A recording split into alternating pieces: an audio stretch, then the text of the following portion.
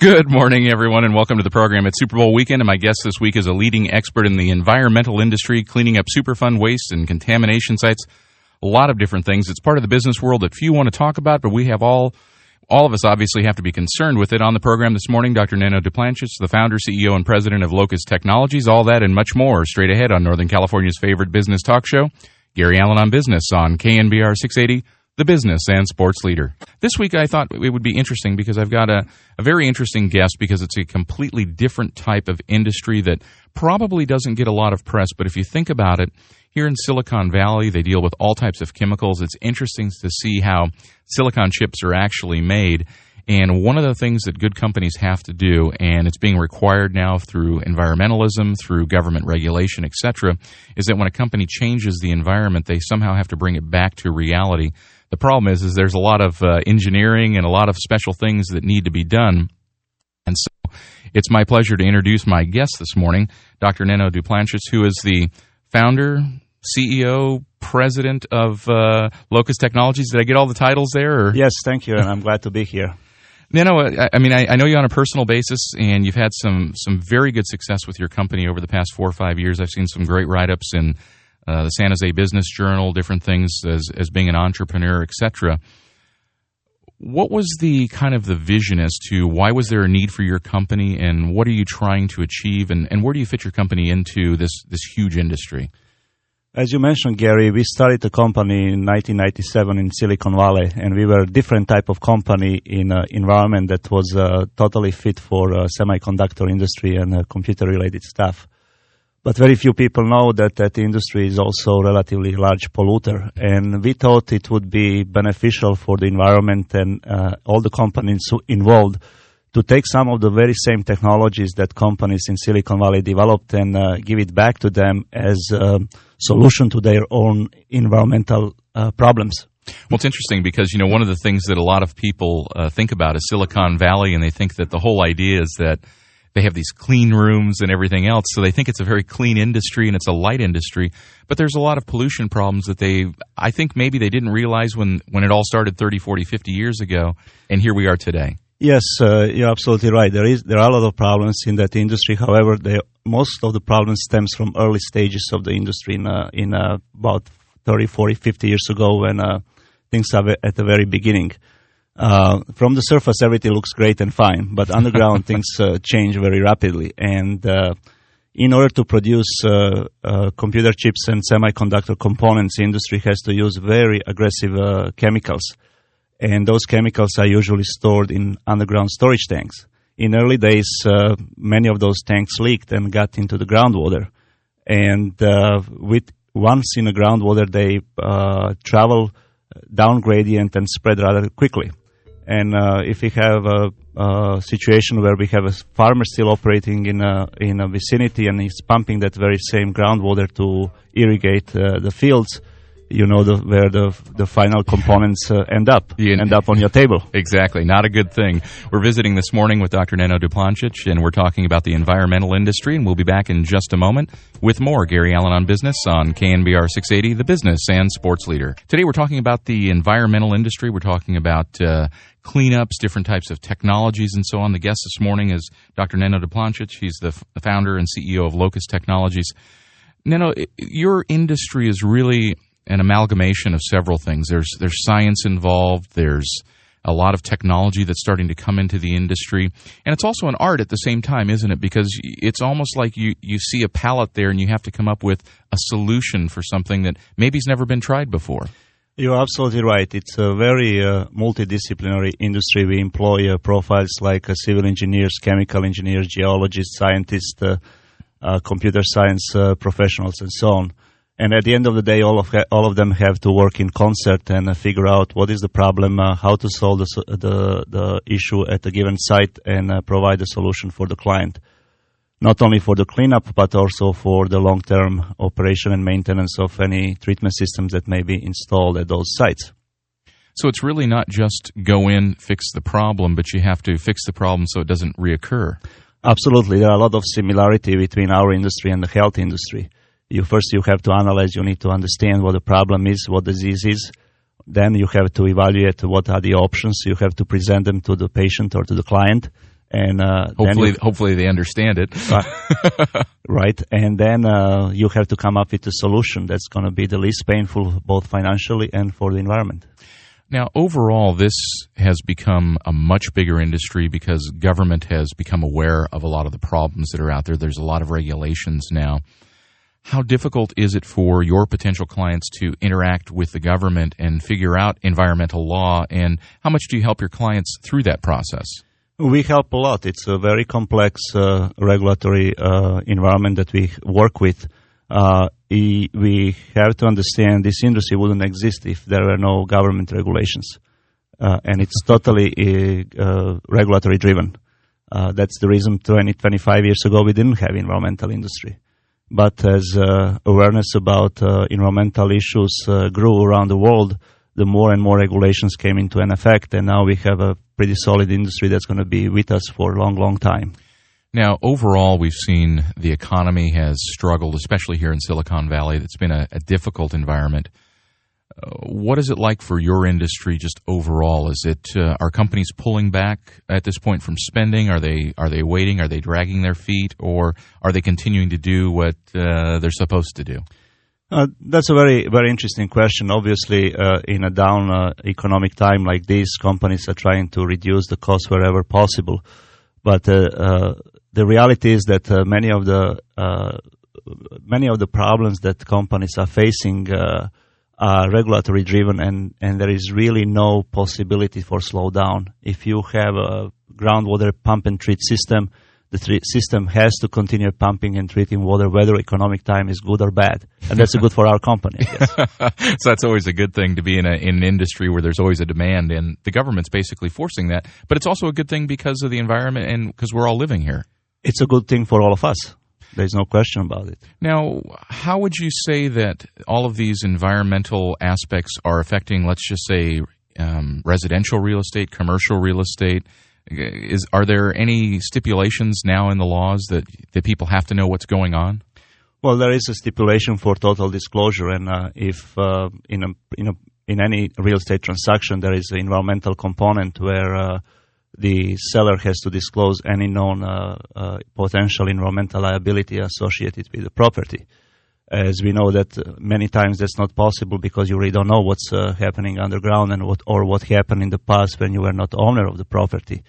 But practically every real estate transaction today has an element of environmental assessment, either phase 1 or phase 2 report, that the purpose of which is to try to quantify any potential liability and risk associated with transaction. How much are you seeing from, because obviously you can't disclose, because I know you deal with a lot of Fortune 500 companies, et cetera, in your business, but how many would you say of these types of companies are facing these issues on a daily basis? Lots of them. There is practically no industrial company that has been in a business for longer than 5 years that doesn't have some kind of environmental issue to deal with. So it's pretty much across the board in any industry? I would say it's a really much more focused on industrial companies where you have any type of manufacturing, exploration, oil industry, chemical industry, and industries that traditionally have been known to create environmental problems. Now, from the standpoint of the environmental industry, it is a young industry just because of regulations starting over the last, say, 10, 15, 20 years where things have really got going. Where was the industry, say, 25 years ago, and compare that to where it is today from your standpoint? Well, we made a huge progress over the last 25 years, both in terms of measuring technology, in terms of treatment technologies, and in a way the solutions are delivered to the clients. So 25 years ago, could you say it was one of those deals where you thought you knew what was underground, but it was difficult to figure out what was there until you actually opened it up? And do you have like new technologies to be able to look down into the ground in different formats? Yes, that's all in play. There are various technologies, some of which originated in different industries like oil exploration that now allow us to take a look at much lower cost to check what's happening underground, how far that contaminated plume of chemicals got into the groundwater without poking too many holes in the ground and spending a lot of money to discover what is there. Now, overall, would you say that if you categorize your company now as a CEO, are you a technology company? Are you a service company? How would you? Because it seems like it's a mixture. It is a mixture, and we are primarily a service company that delivers our services through tremendous leverage of technology, and that's one element that differentiates our company from most of environmental consultants. As I mentioned earlier at the beginning, we leverage the information technologies to reduce overall cost of the remedy at our client sites, and that seems to be working very well for us. Well, usually when you can save money for a potential client, that usually gets their attention. Definitely, because the services that we provide do not help the bottom line of the companies that we serve. So the objective is to lower the cost and deliver the solution for the lowest possible cost. The size of your company at this point, how many employees do you have? Do you have different locations or different sites?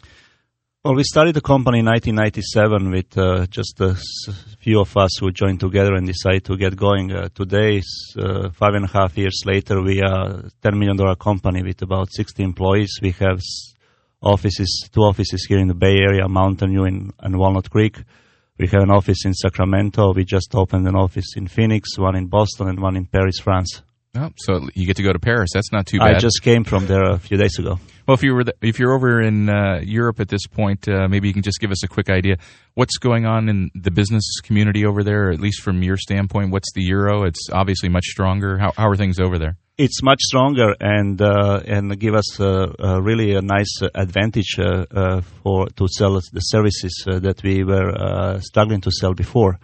And during my last trip, I noticed I met with a large oil company, a French government-owned oil company, and we will be getting involved in that with them and a few other European companies like Alstom Power and Ascometal Steel Company in France.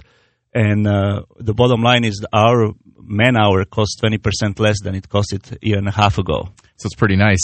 Right. So it makes a good sense in that respect. We're visiting this morning with Neno Duplan. He's the founder and CEO of Locus Technologies. We're talking about the environmental industry. If you have questions about anything to do with the environmental industry and the impact, etc., you can always give us a call. And meanwhile, we're visiting this morning with Neno Duplan. He is the founder and CEO of Locus Technologies. And just before the break, we were talking a little bit about your company and the industry, etc. And if you'd like to join into the conversation, it's 808-KNBR. That's 808-5627. One thing I'd ask you about is that you're here in Silicon Valley, right here in the Bay Area. Technology is a big part of your industry. And I'm looking at some of the things that you're doing. And one of the things before the internet boom, bust, whatever you want to call it, you were thinking of actually spinning out part of your company. And at some time you had like Intel was very interested in maybe helping you with that process. But now you're taking it back in-house. How hard was that decision? And do you feel better for going through that process, although it was difficult? And where do you stand right now with it? It was a very exciting time 2 years ago when Internet was going strong, and Intel, at the time the largest company in the world, approached us to join forces and spin out the technology part of the company and operate it jointly using some of our and some of their technologies. At the end of the day, we worked with Intel for about 18 months developing technologies and business plans, and venture capital got involved and so on.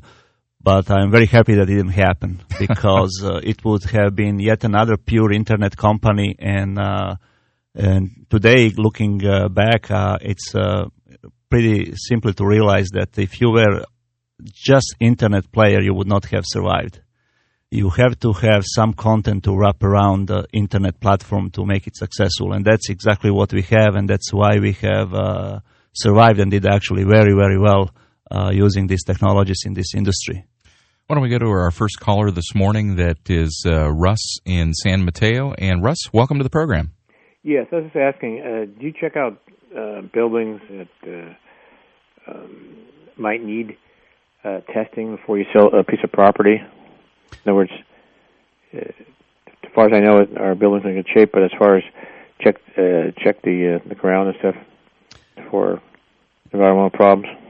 Yes, that's an integral part of our business, and we very often do what is called the Phase 1 environmental assessment and Phase 2 environmental assessments for real estate transactions. Phase 1 is really just a review of records and looking into the files to see if you can pinpoint some potential problems with property. And then if you do find something, usually it follows with Phase 2, which is more intrusive, and you collect the samples of whatever it may be contaminated, send them to the lab and test them and come up with assessment of the property. Russ, what type of building is it? Yeah, it's industrial. Industrial? And is it something that you've owned over a long period of time, or were there several owners previously? No, but same owner. Okay, gotcha. Yeah, so, and if you're thinking about selling the property, Russ would have to disclose if he knew anything.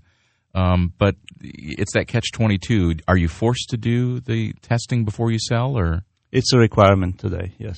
Okay. Well, it's not a requirement to do the testing, but you have to do Phase 1 assessment.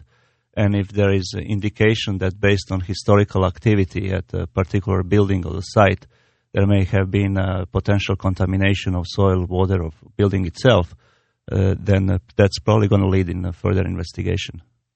Well, Russ, thanks very much for the call this morning. And if you want some more information, we'll give out Neno's numbers later, and you can also go to their website. And so listen in towards the end of the program, and we'll go and give you that information. That was a good question, because here's someone that it has a building, it is industrial, they kind of probably know what's going on. How often is it that you get those types of calls with your company and they're saying, come out and check us out, but hopefully you won't find anything? Well, it's, like you go to do your physical every year. You want to go, but you don't want to hear anything negative. But you still want to do it. We get these calls very, very often because large part of our business, if not all of our business, is real estate driven. Whether it's industrial transaction or privately held property, it's still real estate. It's interesting because the real estate market has held up so well, and that's probably one of the reasons why your company is doing very well even in this downturn, because real estate's doing good. Well, I was so glad to hear from you that we are still going strong on real estate. Well, everybody cross your fingers and keep interest rates low, and it should work out. Let's talk a little bit more now about the technology that you do have. We've kind of alluded to it a little bit.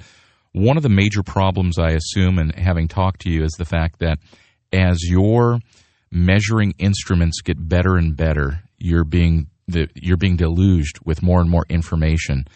It really becomes almost like a snowstorm of information. And how do you bring that all together and make sense of it? It is an avalanche of information, and that's where most of the companies got caught by surprise, even including large consultancies. Over the years, the technology for instrumentation to measuring concentration of certain chemical in air, water, or soil has improved tremendously. That resulted in huge increase in information that has to be managed. And today we are at the point where we are routinely measuring concentration levels as in the levels of part per trillion. Parts per trillion? And just to give you a comparison, part per billion is equivalent to about 3 seconds in the century. Wow.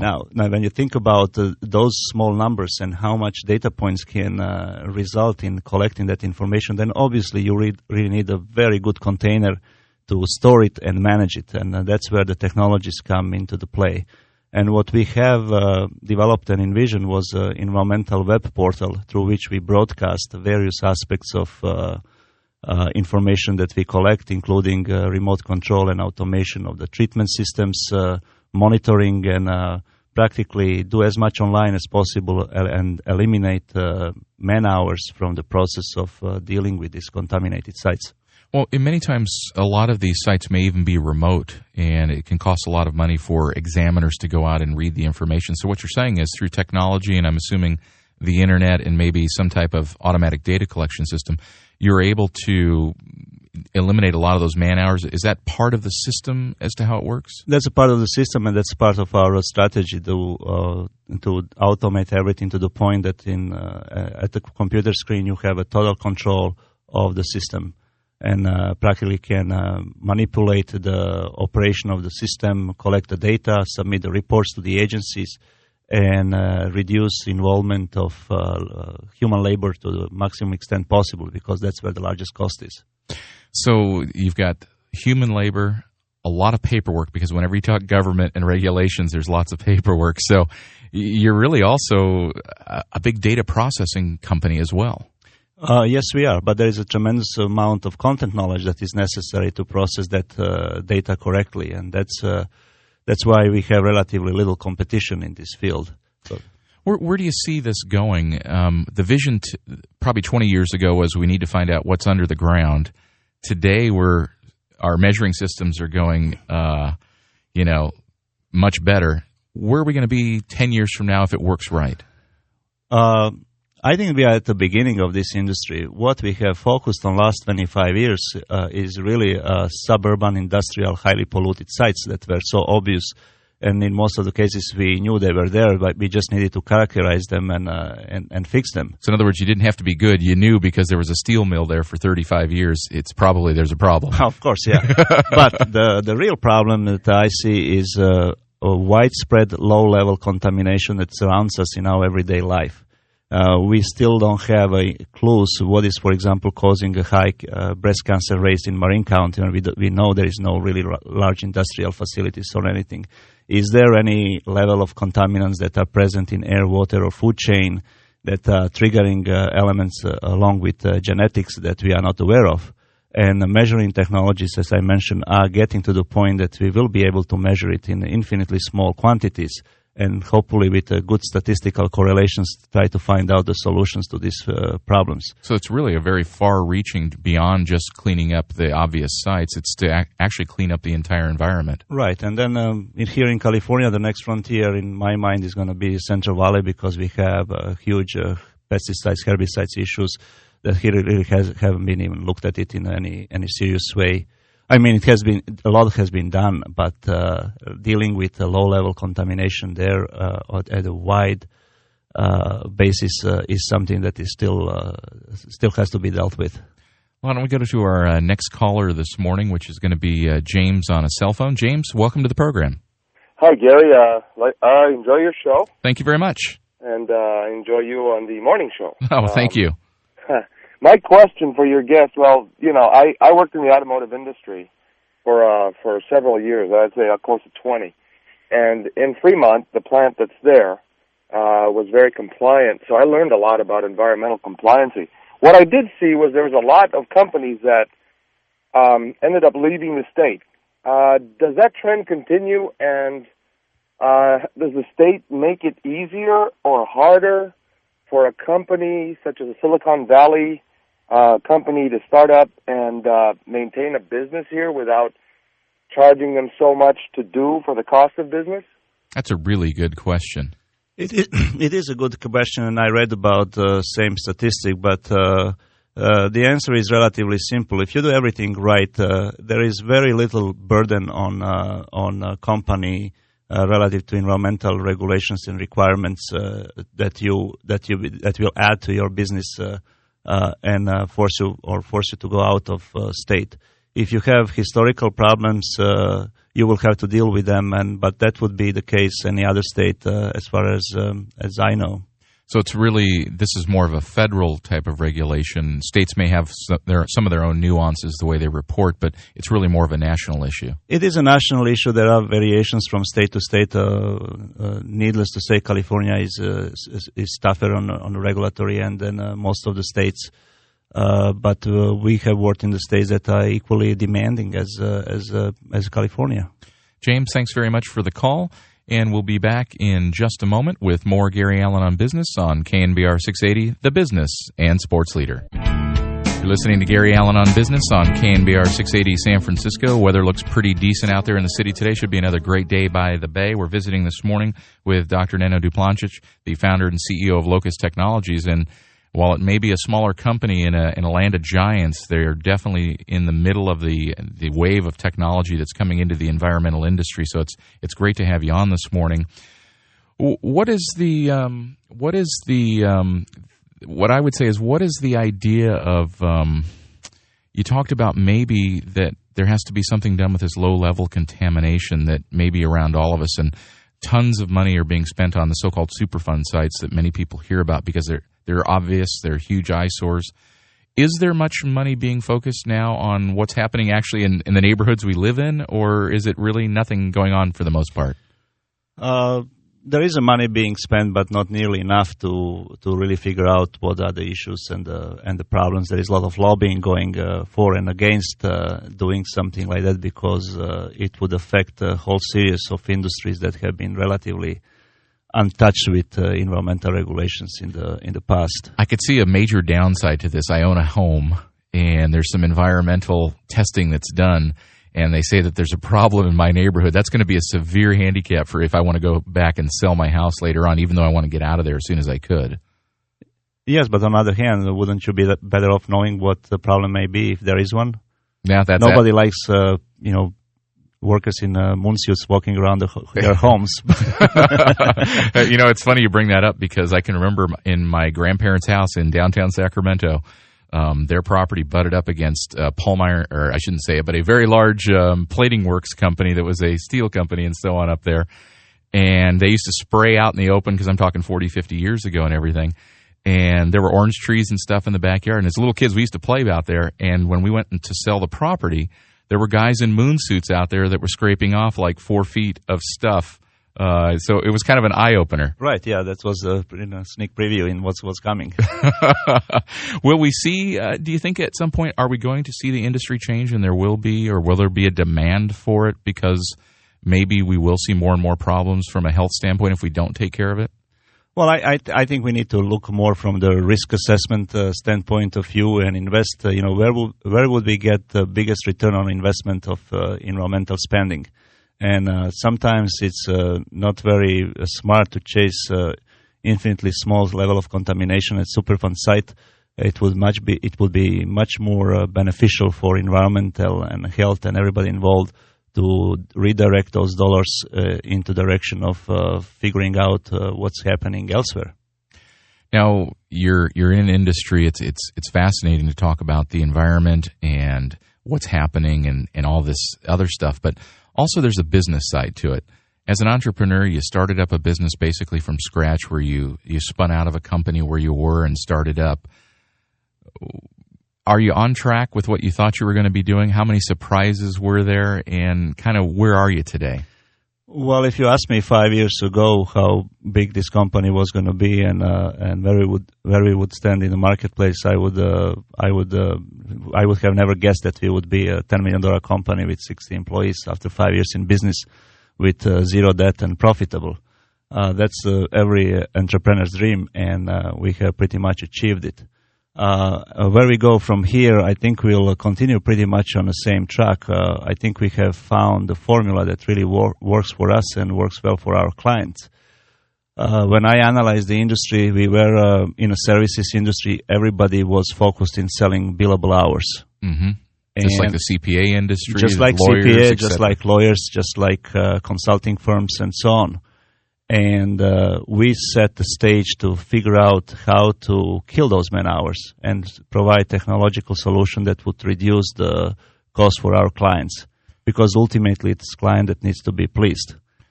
So how would you categorize, if that was the mission, how would you categorize where you are today? Are you at that point? Are you going to continue to obviously improve that as you go forward? We are going to continue to improve. We are not there, nor I don't think we'll ever be. There will always be a consulting and a service component of the business, because at the end of the day, still humans have to interpret all the huge amounts of data using appropriate technologies. But what we can do is shorten the time from the time the site is discovered to the final solution by injecting technologies that help shorten that process and ultimately reduce the cost of the remedy. And then on the rear end side, most of these sites are here to stay for many, many years. Many sites are required to provide monitoring for a minimum of 30 years. And that means that clients are here for the long haul. And the technologies that we develop automate that process to almost eliminate human element altogether. And with regulatory enforcement being somewhat relaxed over the last few years because of economic downturn, less and less sites are really being cleaned up. most of the companies end up negotiating some kind of It's like a payment or a settlement? No, it just let's button it up, close it, and monitor it, which means contamination stays in place, but monitoring costs go skyrocket. Gotcha. And that really means more babysitting. So, and that truly becomes almost like a retainer business then for companies like yourself. That's correct. So that's a good thing then. Although it's a bad thing for the environment, it's a good thing for the industry. Well, it depends from which perspective you look at it. I still believe the smart companies would invest capital to remove the problem rather than deal with it and have it as a liability for long haul. I think it's a wrong strategy, but there are other elements in business that have to be considered when making those decisions, and we totally understand. Every company is different how they look at their environmental issues. Where do you see the company going? And, pull out the crystal ball now and take your best guess. Where do you see yourself 3 to 5 years from now after such a spectacular first 5 years? Where do you hope to be? Well, we are hoping to continue the growth, double the size of the company next 5 years, and continue working on technology development and continue investing a good portion of our profits in research and development.